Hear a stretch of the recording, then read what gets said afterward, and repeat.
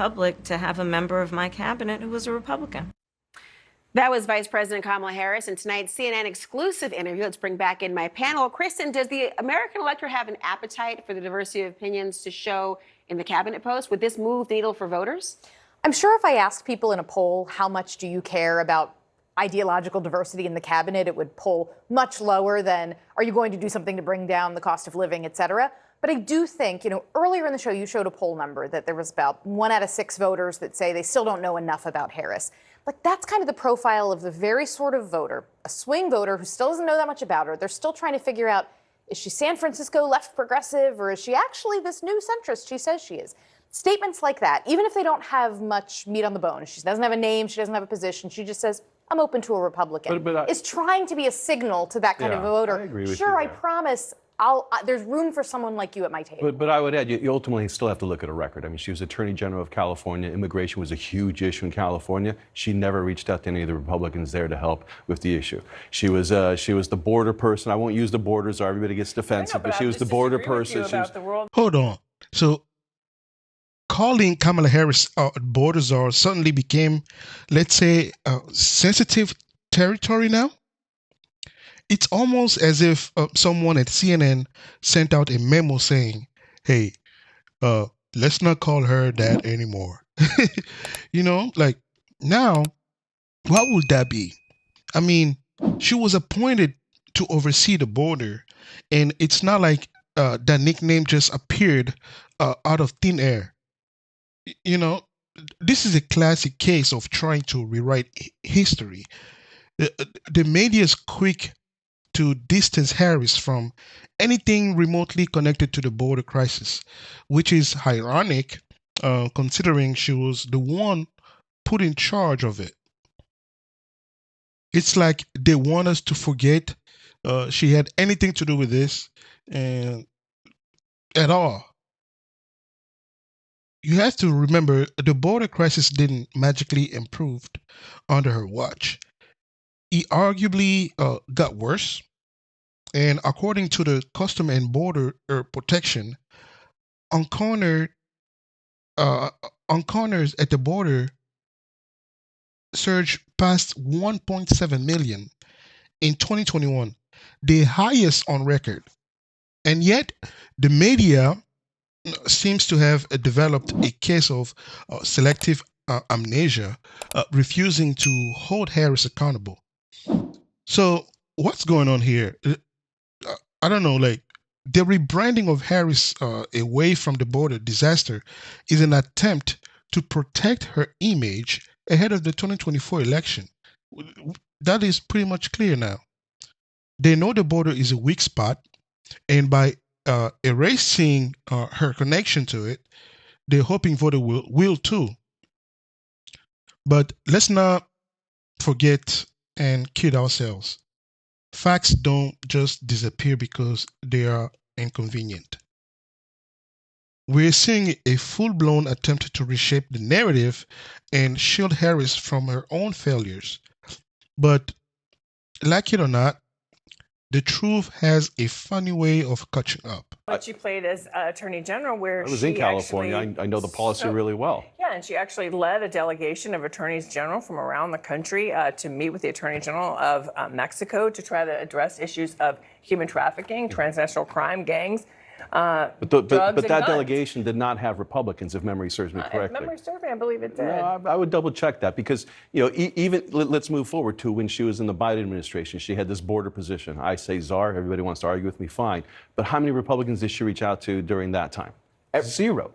So I think we know where she stands. She's just throwing it out there because it's smart politics. But the reality is, I think as the mayor was talking about the big pieces of legislation that this administration has passed in a bipartisan way, everything from infrastructure to guns, you think she had no part in that? Of course she's making phone calls and reaching out to Republicans. So to suggest that she's not reached across the aisle to pass big pieces of legislation to build consensus is not true or factual. Listen, I've watched every single ad that the Trump campaign is running right now, and it's one consistent theme is dangerously liberal. And the whole reason why she's committing to put a Republican in the cabinet is to try to confront that and say, no, I'm not that liberal and I'm not that dangerous. Kamala Harris is doing her best to present herself as a moderate, someone who's willing to work across the aisle. It's just bullcrap. But let's not kid ourselves here. Harris is no moderate. She's a radical leftist straight out of San Francisco playbook. And as Trump once said, she has a tendency to destroy everything she touches. That's the best way that I'm using it, because Trump was a little bit harsher than this. You know, this is nothing but a masquerade. Harris might be trying to soften her image, but her track record speaks volume. Let's not forget, this is the same person who backed policies like Medicare for All and the Green New Deal. Hardly what you would call moderate position.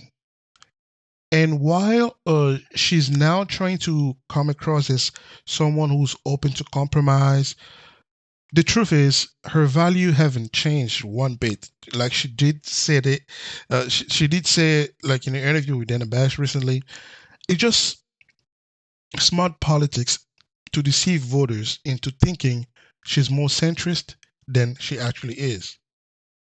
Take a record in the Senate, for example. Harris was ranked as the most liberal senator in 2019 by GovTrack, a nonpartisan organization that tracks congressional voting records. She was to the left of Bernie Sanders. Yes, Bernie Sanders.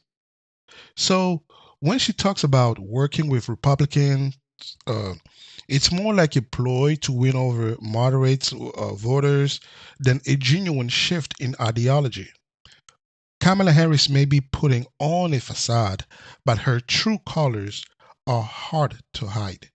She's a radical as they come, and this attempt to rebrand herself as a moderate is just another political game. But what do you think? Is Harris genuinely shifting to the center, or is this just a smart politics? Let me know in the comment below. Well, how do progressives see this? I think progressives see this as it would depend on who the person is and what the role would be. But look, at the end of the day, she's the president. I think progressives trust her. Again, it comes down to, do you trust this person to make good decisions? And I think when you look at her record, I go back to what she herself said in her speech last week, for the people. She has talked about a record where consistently that is what has guided her decisions. What she didn't say as directly as I'll say right now, the contrast is that is never what Donald Trump has ever made his life in. It's not really public service about. It's always been about him. And I think that's the main contrast point. Well, to Karen's point, it's actually really remarkable how little grumbling there are from progressives who love to whine, by the way. Correct. And, Fair. I'll agree. and she has abandoned many left-wing positions, and people are just like, nope, we're all on board. Let's beat Trump. Okay, but who is the Republican? What would be the cabinet post? Any ideas of who would be the least problematic, that would give permission structure to maybe independents or persuadable Republicans who are looking for a reason to jump ship? But, that's a hard question to answer also, because not many Republicans are likely to come forward now until after, let's say, she wins. And then you might see more people saying, okay, yeah, I'd be open to doing it. So it's not just, it's putting it out there is half of it. The other half of it is who would be interested in doing it. Well, she's got a lot of good options. I mean, there's a lot of Take Adam Kinzinger. Take him. Former Any day cabinet and twice secretaries on Sunday. Bless him and thank him for his service to this country. Well, let's talk about. Secretary of the Air Force for Kinzinger. I think he serves in the Air National Guard. That could be a good place for him. Well, there you go. You've already decided what's going to happen. Let's see what she says about that. Let's talk about. Definitely take Adam Kinzinger. Take him. Because honestly, it's almost comical at this point. When you've got a so-called Republican who ends up speaking at the DNC, it's time to admit the obvious. This guy isn't a Republican anymore. I mean, seriously, take him. The Republican Party doesn't need someone who's more aligned with the DNC than with his own party. Kinzinger's action and rhetoric have shown time and time again that he's out of the step with conservative values. He's criticized Trump at every turn, sided with the Democrats on key issues, and let's not forget, he even voted to impeach Trump. And now he's out here rubbing shoulders with Democrats, probably feeling right at home, you know. But let's be real. If he's going to walk like a Democrat, talk like a Democrat, and vote like a Democrat, then maybe he should just make it official. We don't need him to the Republican Party if he's not going to stand up for what the party actually represents. And if Adam Kinzinger wants to keep cozying up to the DNC, he's welcome to stay there. The Republican Party has moved on, and we're better off without him. But what do you think about this, guys? I want to hear your points and your perspective in the comments below. Democrats, Kamala Harris, if she want to employ any Republican, she can take Adam Kinzinger. We don't need him.